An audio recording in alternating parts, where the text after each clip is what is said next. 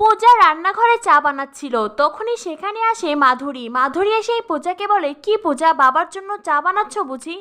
হঠাৎ করে মাধুরীর গলা শুনেই পূজার হাত থেকে চায়ের কাপ উল্টে যায়, হাতে গরম চা পড়ে। মাধুরী পূজাকে বলে, আহারে, হাতে গরম চা পড়লো বুঝি? পূজা বলে, এইসব কথা বাদ দিন, কি বলতে এসেছেন সেইটা বলুন। মাধুরী বলে, তুমি খুব স্পষ্ট কথা বলো তাই না? পূজা বলে, স্পষ্ট কথায় কষ্ট নেই। মাধুরী বলে, আমি আবার স্পষ্ট কথা বলি না, আর অন্য কেউ বললে আমার সেটা ভালোও লাগে না।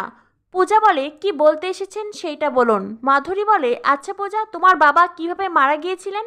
এই কথা শুনে পূজা আঁতকে ওঠে। পূজা বলে, আপনি হঠাৎ আমার বাবার মৃত্যুর কথা জানতে চাইছেন কেন? মাধুরী বলে, না মানে এমনি, তোমার বাবা কিভাবে মারা গিয়েছিলেন। পূজা কোনো কথা বলছে না। মাধুরী বলে, কেন, তোমার বাবার মৃত্যুটা কি খুব গোপনীয়?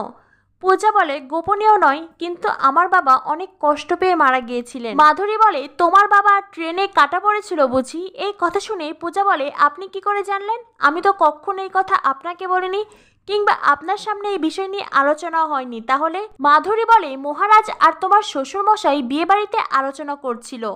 পূজা বলে, আমার বাবাকে নিয়ে আলোচনা, তাও আবার বিয়ে বাড়িতে? মাধুরী বলে, তোমার বাবাকে নিয়ে নয়, তার মৃত্যুকে নিয়ে। পূজা তো কিছুই বুঝতে পারছে না। মাধুরী পূজাকে বলে, আচ্ছা পূজা, তোমার শ্বশুর মশাই রিটায়ার্ড হওয়ার আগে কি জব করতেন, তুমি কি সেটা জানো? পূজা বলে, না, কখনো জানা হয়নি।